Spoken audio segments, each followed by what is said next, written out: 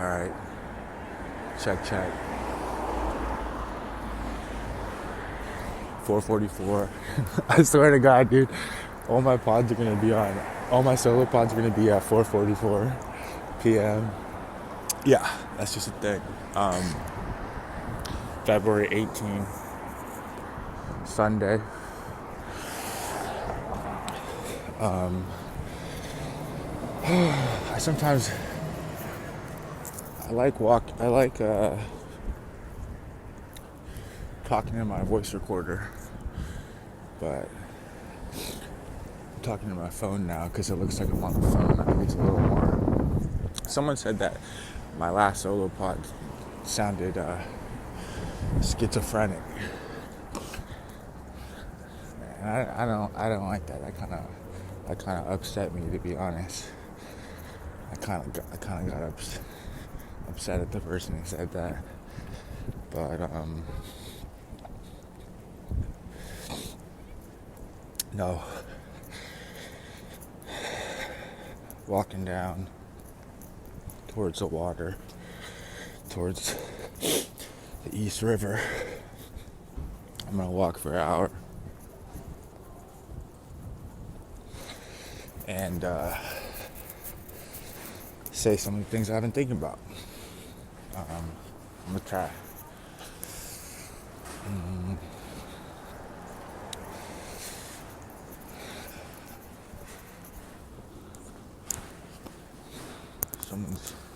Someone's dragging some kind of cart.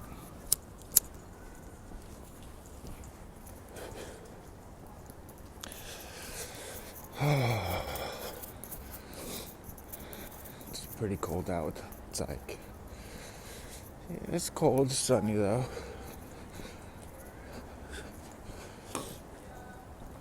Somebody's changing their tire right next to me.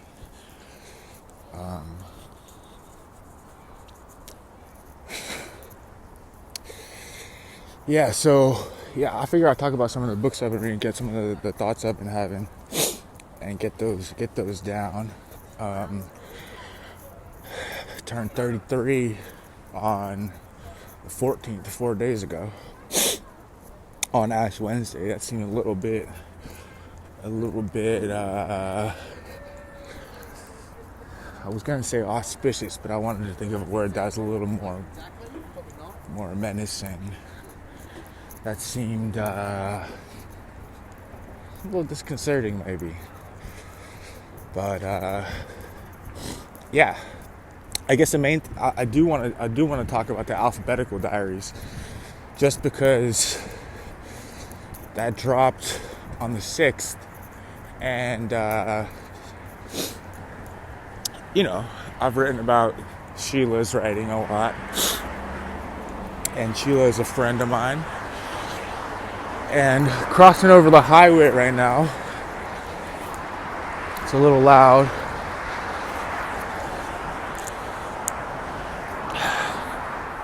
But it'll get quieter.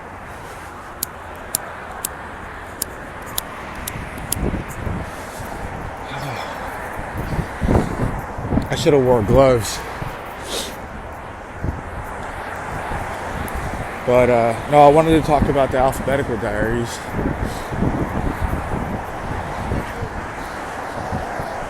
But the main thing. But first, I want to talk about the Gospels. Yeah, so 33 on Ash Wednesday. That seems a little bit intense. I'm not gonna lie to you.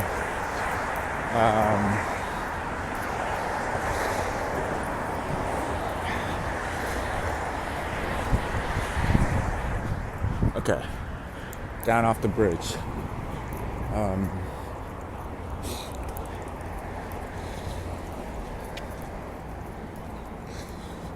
couple walking arm in arm. They got their hands in each other's pockets. That was kind of.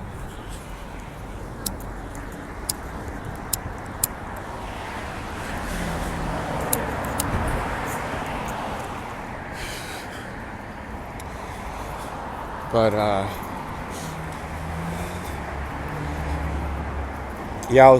was reading the Gospels, Okay, here's the thing. Like I always used to read the Gospels.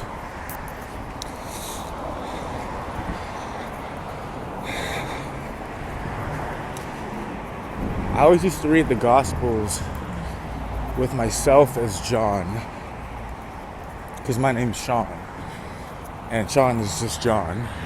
I mean, this is kind of jokes, but I would read the Gospels as myself as John, because in the book of John, John is not the light, but he gives testimony to the light. And, you know, the Gospel of John, like when someone passes away, my mom would always tell me to read the Gospel of John, or read it aloud. And I guess it's a thing people do.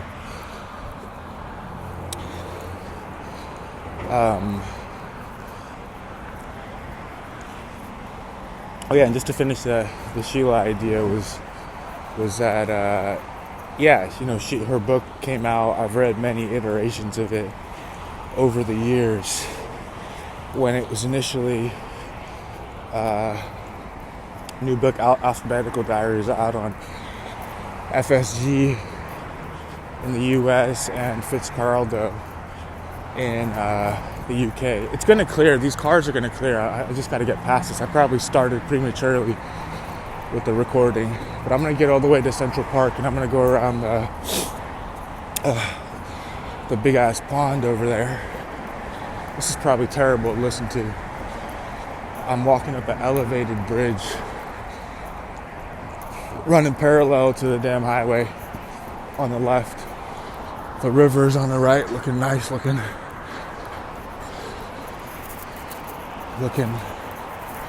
a little menacing, but also calming. So yeah, out on Fitzcarraldo in the UK, people that don't know, it's a 10-year project of compiling diary entries, initially compiling diary entries in alphabetical order, and then editing them in such a way over the years, editing to become a book. So, right? So A, and then a bunch of A statements. Sentences that start with A. Okay, we're crossing back over. It's gonna get quiet again.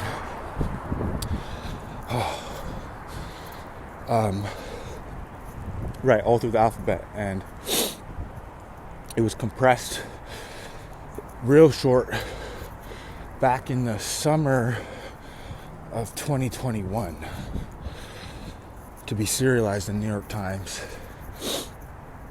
and then it was expanded again into a book that came out 2 weeks ago. But yeah, I remember reading longer versions of that at the end of 2020, and then that summer also reading the shorter versions for the serialization.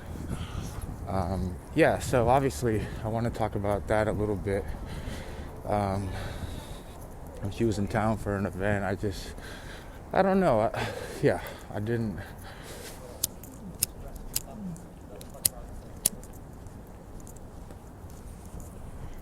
feel like doing a pod, or like asking to do a pod. She got enough book tour things going on.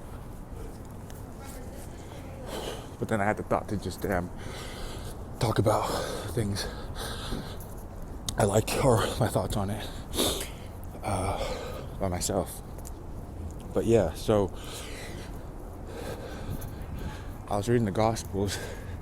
I started rereading the Gospels. So yeah, back in the past, I'd always read John, and I was reading like that, where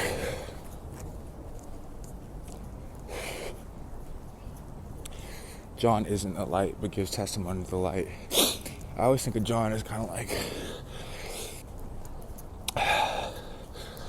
the writer. He's like the right-hand man writer, you know? Or I think about like archetypes of like when there's a kind of like close friendship and one person this is a wild take of you, but a close friendship and one person is like kind of recording the other person, recording the events of the other person. And I would read John like that, right? Jesus doing all these miracles, healing people, spitting, and John's writing it down. But then this time, people playing basketball, people playing damn pickleball. Someone's reading. Let's see what she's reading. On the bench. I'm gonna say Kafka, nice, Metamorphosis.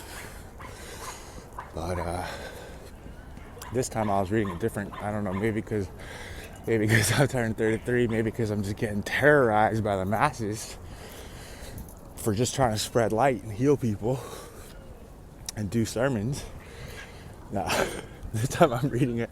I was joking to someone about it last week, and they were like, nah, that's not how you're supposed to read the Bible, but I'm not convinced. So basically,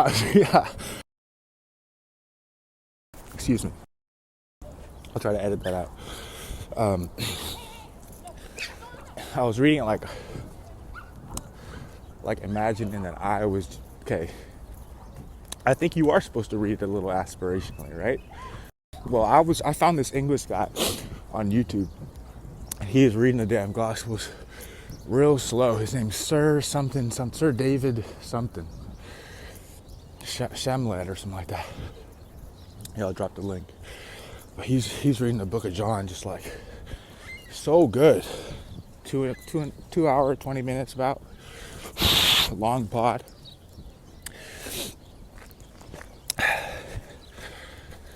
And I was reading that.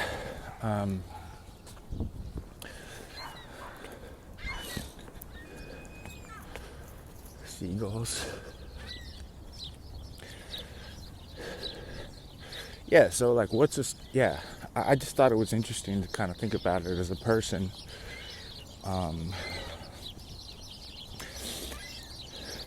You know how I was reading it like, I mean, the only thing about the Gospels, yeah, right, I guess that was the idea. I was trying to understand that story. This man's out here healing people, doing sermons, spreading light, preaching non-materialism, forgiveness.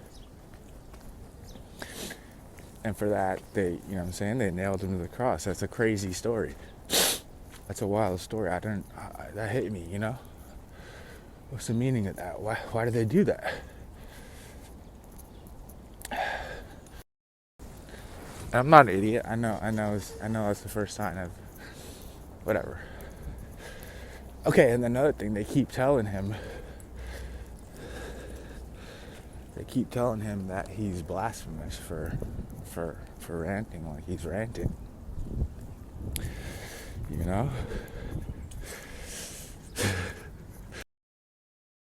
Alright, I'm just saying. I was reading it like that. I thought that was interesting. What does that mean to heal somebody? To put something out that's healing?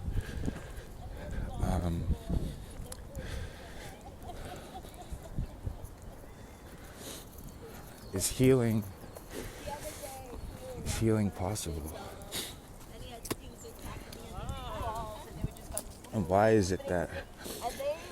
See, because I started to read it like that, like as a story about telling your truth, speaking your truth.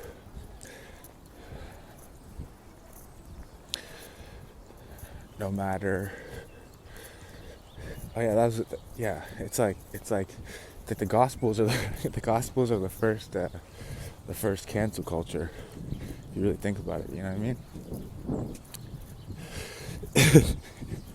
That was a funny idea I had. He's just trying to spit the truth, and they're all like, "No, we gotta maintain the control. We gotta fucking kill this guy." Um, yeah, so I was thinking about that, and then I noticed the epigraph from Demons. That was making me think of this one. I think it's like Luke 8. It's an epigraph from Demons, a Dostoevsky book, where basically Jesus comes up to a demon-possessed man, and the man's like living with no clothes. He's been living in the tombs. He's been living like he's all like, yeah, he's just been living all dirty, no clothes. And then Jesus, the demons say like, can we get out of this man? Can we go into the pigs? Because there's a bunch of pigs nearby. And then Jesus says, be gone, go into the pigs. And then all the demons escape the man and run into the pigs. And the pigs go crazy and they run down the hill. And they all jump into the water and they drown. And then all the people who are watching the pigs are like, what the fuck? And they go tell everyone what happened. And then the demon-possessed man, who's got no demons in him anymore, says, I think he says, can I come with you? And he says, no, just go tell everyone what happened. I mean, that's the one thing, if I'm getting real literal with it, yeah, it is kind of funny if you think of Jesus just as a guy, like he's a little tyrannical, you know? He's like, if you don't listen to me, don't follow me, you know, you're gonna be fucked. But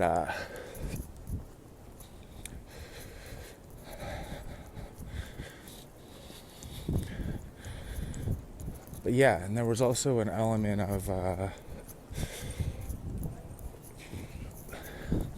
following the Father. I guess that gets into what I really wanted to rant about. That'll lead to my crucifixion. Was just I've just been thinking about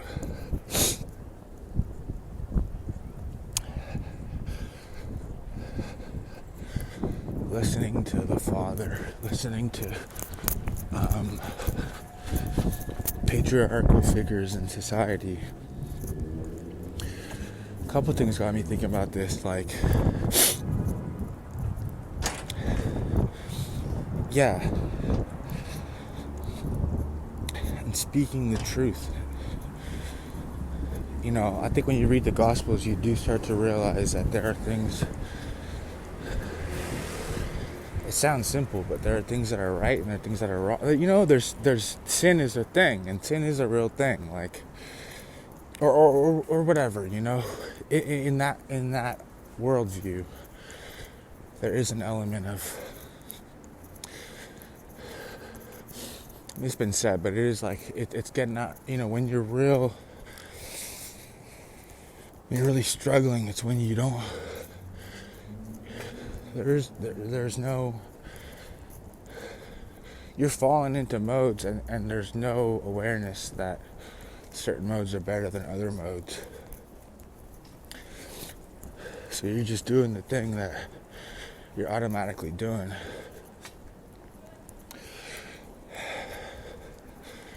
And you can't figure out why it's making you feel so bad.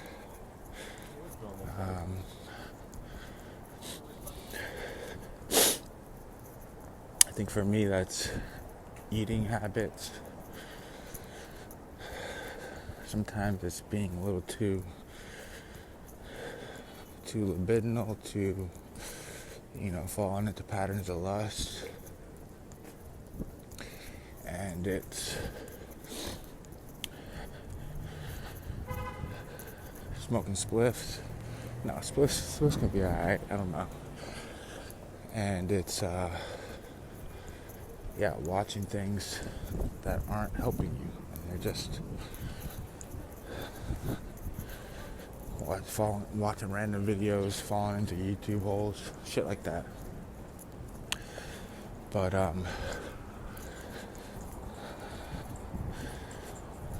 Alright, I need to pause real quick.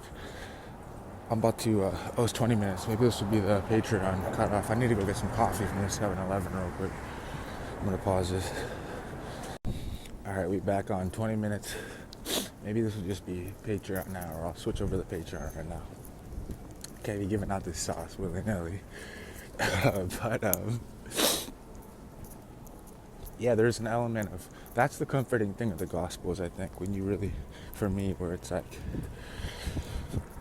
I mean, even the part in Matthew, like early on in Matthew, when he's like listing all the things that all the rules, I mean, it's rules, right? It's rules, and it's listening to the Father, listening to,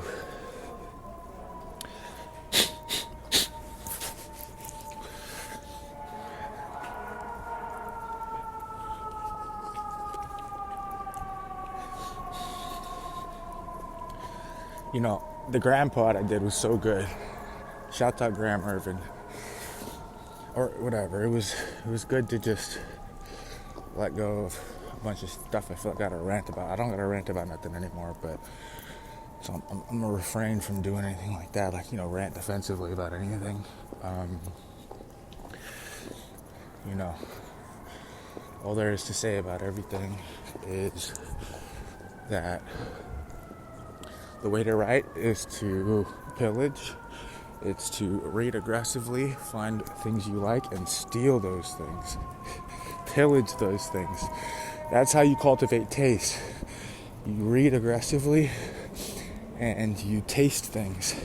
And you spit out, and you throw out the things that throw up the things you don't like. And you cultivate the things that you do like, and then you do those things. That's how you fucking write.